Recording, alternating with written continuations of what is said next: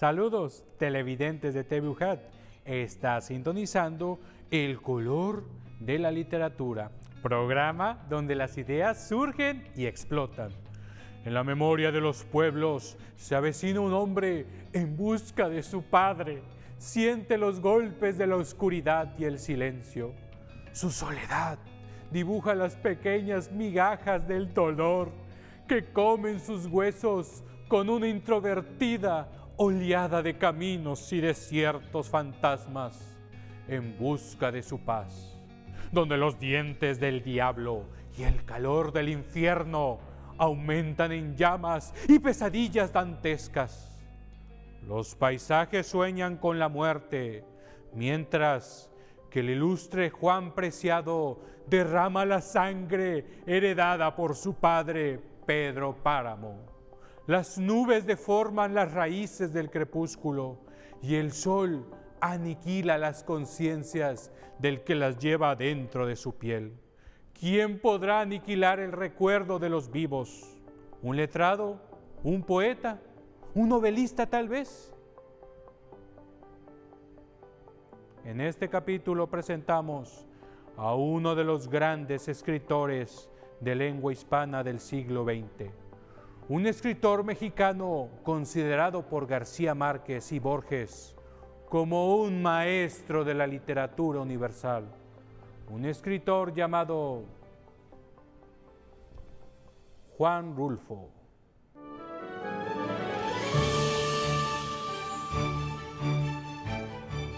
En la tierra de los libros albedríos se encuentra un hombre molido a golpes de tiempo quemado, con lluvias de infancia perdida, tocando los huesos de la ardiente soledad. Hoy, en Mini Biografías, presentamos al hombre que innovó a México con la crema de su literatura y elevó su narrativa literaria a las más altas escalones de la ficción. Un escritor llamado Juan Rulfo. Nació en Apulco, Jalisco, en 1917. Su padre fue asesinado cuando él tenía apenas 6 años. Posteriormente, su madre también falleció, por lo que su abuela se hizo cargo de él. Durante su infancia, fue testigo de los episodios violentos de la rebelión cristera, situación que marcó drásticamente su vida y que se vería reflejada en sus obras. En 1929, viajó a San Gabriel y vivió con su abuela. Terminó en el orfanato Luis Silva, en Guadalajara, y en ese mismo periodo logró tener contacto con la biblioteca de un cura. Esas lecturas fueron esenciales para su formación literaria. Desafortunadamente, no pudo inscribirse en la Universidad de Guadalajara a consecuencia de una huelga. En 1934, se instala en la Ciudad de México con la imposibilidad de revalidar los estudios hechos en Jalisco. Tampoco le permitió ingresar a la Universidad Nacional, pero asistió como oyente a los cursos de Historia del Arte de la Facultad de Filosofía y Letras. También trabajó como agente en inmigración en la Secretaría de Gobernación. Gracias a este trabajo, pudo viajar a diferentes partes del país, aumentando su amor por la cultura y antropología de México. Durante estos viajes, comienza a publicar sus cuentos en revistas literarias. En 1948 se casa con Clara Aparicio y tuvo 4 hijos llamados Juan Carlos, Juan Francisco, Claudia Berenice y Juan Pablo Rulfo. Su fama comienza con el libro El Llano en Llamas de 1953 y Pedro Páramo en 1955, considerándose como uno de los grandes maestros de la narrativa hispanoamericana del siglo XX o boom latinoamericano. García Márquez, autor de 100 años de soledad, reconoció en un artículo para el diario El País de España en 1995, dedicado a Álvaro Mutis, que leer a Juan Rulfo me ha enseñado por una parte a cambiar mi manera de escribir y por otra a tener siempre bajo el codo una historia diferente para no contar aquella que estoy en el plan de trabajar. En 1980 publica una novela corta titulada El Gallo de Oro, que originalmente fue escrita entre 1956 y 1958. Pero todo acabó el 7 de enero de 1986 a causa de un cáncer de pulmón.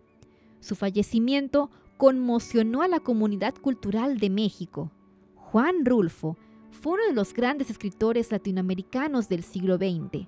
En sus obras se presenta una combinación de realidad y fantasía, cuya acción se desarrolla en escenarios rurales y postrevolucionarios de México. Sus personajes representan y reflejan lo típico de los pueblos de México, lugar en el cual muestra problemas socioculturales entrelazados con la fantasía. La obra de Rulfo es la novela de innovación de la literatura mexicana que marca el fin de la novela revolucionaria, lo que permitió las experimentaciones narrativas, como es el caso de la generación del medio siglo en México o los escritores pertenecientes al boom latinoamericano. Juan Rulfo es y será siempre uno de los grandes escritores latinoamericanos de todos los tiempos. Su novela, Pedro Páramo, y sus cuentos, El Llano en Llamas, le valieron un lugar especial en el corazón de la literatura universal. Son muy pocos los escritores que han trascendido a lo largo de los tiempos, y Juan Rulfo es uno de ellos. Al volver, después de este corte promocional, presentaremos las siguientes cápsulas del día, en donde usted gustará un buen caldazo literario.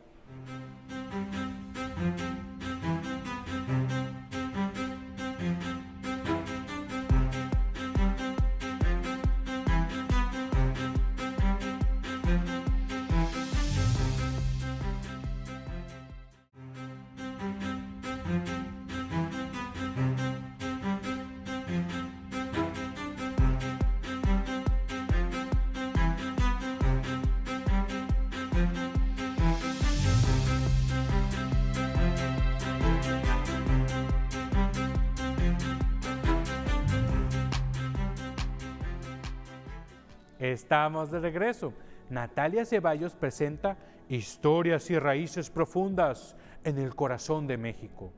Los 5 libros que se presentarán a continuación te dejarán una oportunidad para conocer más a fondo nuestras raíces mexicanas.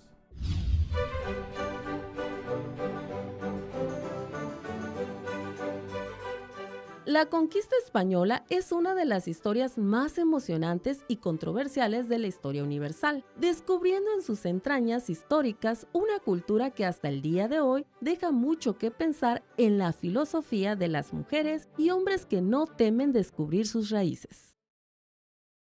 Nuestros mayas, aztecas, olmecas, toltecas y mixtecos crearon su propio infierno y paraíso en las entrañas de México. Y con la llegada de los españoles hubo quema de códices y torturas, pero también una gran civilización de criollos y mestizos. Soy Natalia Ceballos y en la sección de hoy te recomiendo leer 5 libros de la conquista española.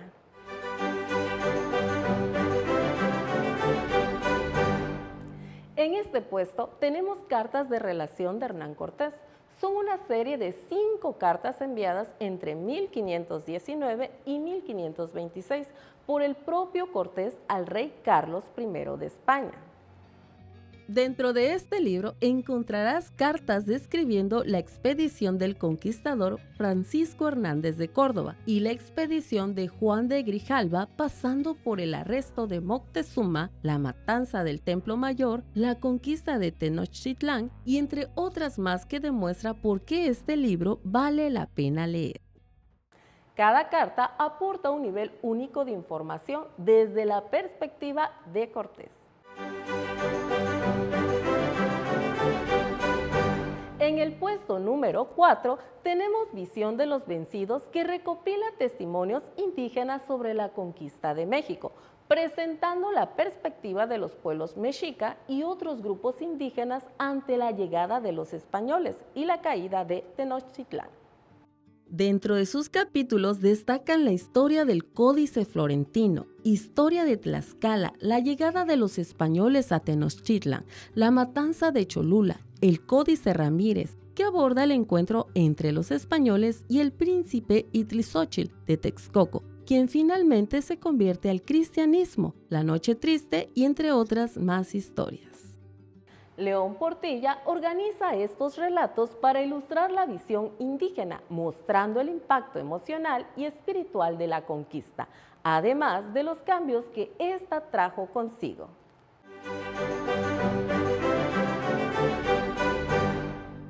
En el puesto número 3 tenemos a La Conquista de México de Hugh Thomas. Es una obra histórica sobre la caída del Imperio Mexica ante los conquistadores españoles en el siglo XVI. Profundiza en los eventos claves que marcaron la llegada de Hernán Cortés y sus tropas en 1519. Thomas hace una gran reflexión sobre la conquista de México, narrando el encuentro de dos mundos distintos, desenvolviendo un catastrófico dominio de tierras por parte de los conquistadores españoles, en donde las controversias son disparadas por el movimiento histórico de su contenido. Este libro otorga la complejidad de la alianza entre los españoles y varios pueblos indígenas, como los tlaxcaltecas, y el conflicto cultural y político que llevó al fin de la civilización mexica.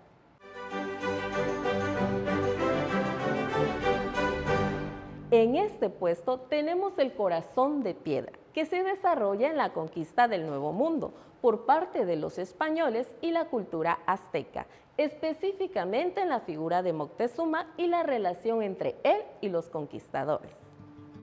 Según Lala Altieri, la tesis fundamental del Corazón de Piedra Verde es la unión del mundo nuevo y viejo, de la vieja España y la América recién descubierta. El encuentro de dos mundos simbolizado en el encuentro primero espiritual y luego físico de Xúchitl y Alonso está dentro de un designio divino y es de una belleza tal que pone la novela en un máximo nivel artístico. La novela es la primera de una serie de 5 libros que Madariaga planeaba escribir sobre la formación del México moderno, desde la época azteca hasta nuestros días. Combina elementos de la ficción y la historia, ofreciendo una visión detallada del marco histórico y cultural de la conquista.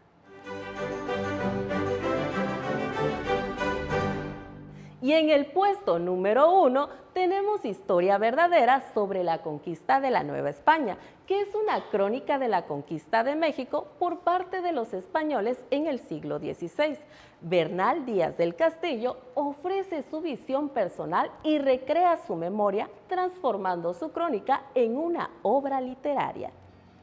Según la doctora en letras Valeria Añón, Bernal Díaz del Castillo acompañó al capitán Hernán Cortés en todas sus expediciones, tanto triunfantes como fallidas. 17 años después, cuando ya es acomodado como encomendero y vecino de la ciudad de Guatemala, decide encarar la escritura de su verdadera historia, tanto para contestar las historias de cronistas oficiales e historiadores. El contenido abarca desde el descubrimiento de México hasta la toma de la Ciudad de México. Bernal Díaz del Castillo describe los sucesos desde su perspectiva, incluyendo la llegada de Hernán Cortés, la lucha contra los aztecas y la conquista de la ciudad. ¿Estás de acuerdo con nuestra lista? Coméntanos cuáles de estos libros ya leíste y qué te parecieron. Soy Natalia Ceballos y te recuerdo que este es el mejor momento para comenzar a leer. Estos fueron los 5 libros sobre la conquista española. Hablar de la conquista mexicana es un tema delicado y polémico. Sin embargo, debemos consentir nuestras raíces como una bendición y un orgullo de seguir estudiando a nuestros propios antepasados, quienes eran unos verdaderos científicos y filósofos visionarios, aplicándolo en el número 0, los códices y el calendario maya, y entre muchas más cosas. Regresamos después de este corte promocional. No se despegue y volvemos con más.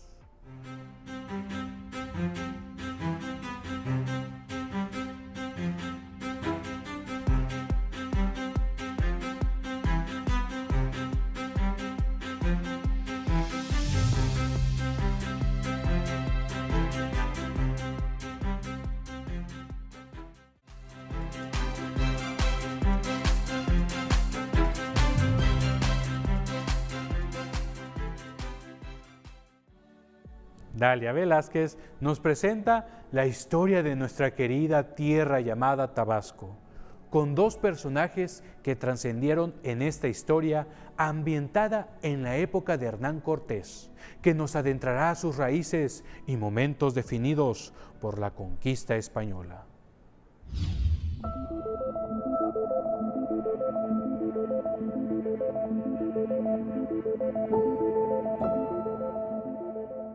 Hoy en Tot Curiosidades vamos a conocer por qué el río Grijalva lleva el nombre de Juan de Grijalva. El 8 de junio de 1518, los integrantes de la tripulación del capitán Juan de Grijalva arribaron a su desembocadura y por ello lleva ese nombre.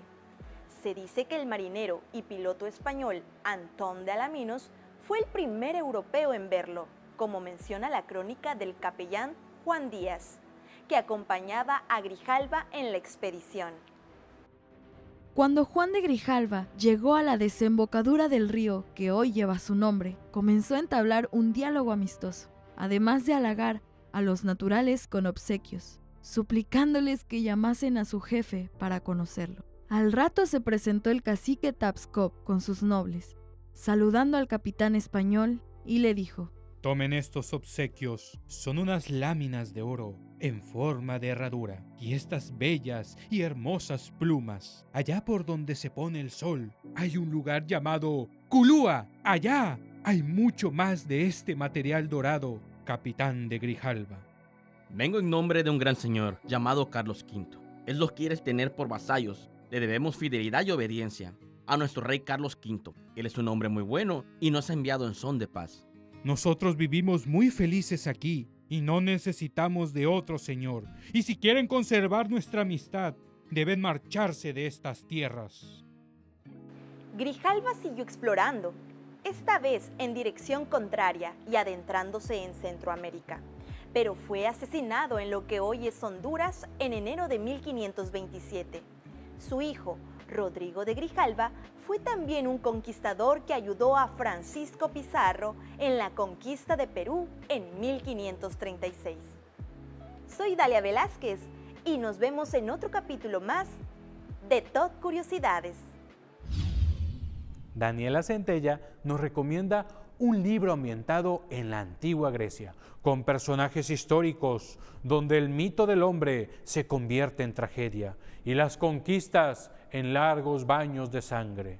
La armonía y el caos se convierten en esclavas de la propia herencia cultural de los tiránicos.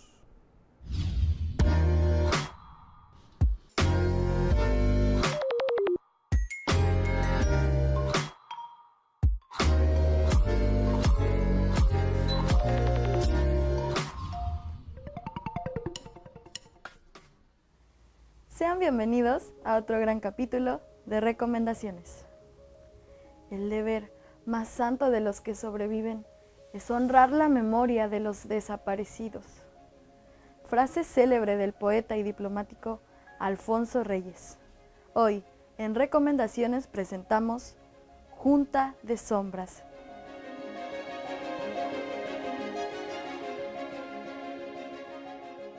Escrito por Alfonso Reyes y publicado en octubre de 1949. En este libro, el autor recuerda o trae a los poetas, filósofos e historiadores griegos para contar su junta de sombras. Se nos invita a contemplar la antigüedad, a sentir sus epopeyas como las sentirían el poeta y quienes lo escuchaban. ¿Qué intentó decir el autor y qué me aportó el libro? Con un tono crítico, Alfonso Reyes hace un análisis de personajes, acontecimientos históricos y mitológicos de los griegos del mundo antiguo, Pitágoras, la poesía lírica, los poemas homéricos, los trabajos de Hesíodo y la tragedia en tiempos de Agatón. ¿Por qué y para quién lo recomiendo? Al autor le tomó casi 10 años escribir esta historia. Todo esto con el fin de compartir un recorrido personal a través de los pilares del mundo griego. Octavio Paz y José Emilio Pacheco son autores reconocidos, los cuales han elogiado esta obra, nombrándola el más hermoso de sus libros. Y cerramos con una frase importante del escritor. El libro enriquece igualmente la soledad y la compañía. La vida muere, los libros permanecen. Y bueno, mi gente, ha sido un gran honor compartir este pequeño espacio con ustedes. Mi nombre es Daniela Centella y nos vemos hasta la próxima. Amigos, hemos llegado a la última página de nuestro programa.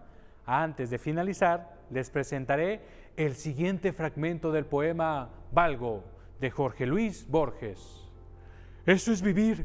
La vida es bella con su ir y venir, con sus sabores y sinsabores. Aprendí a vivir y disfrutar cada detalle.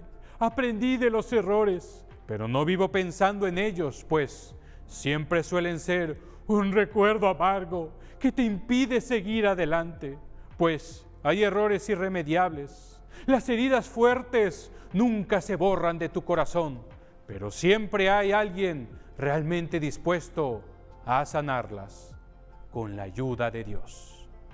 Mi nombre es Juan Villegas. Te mando un abrazo. Hasta pronto.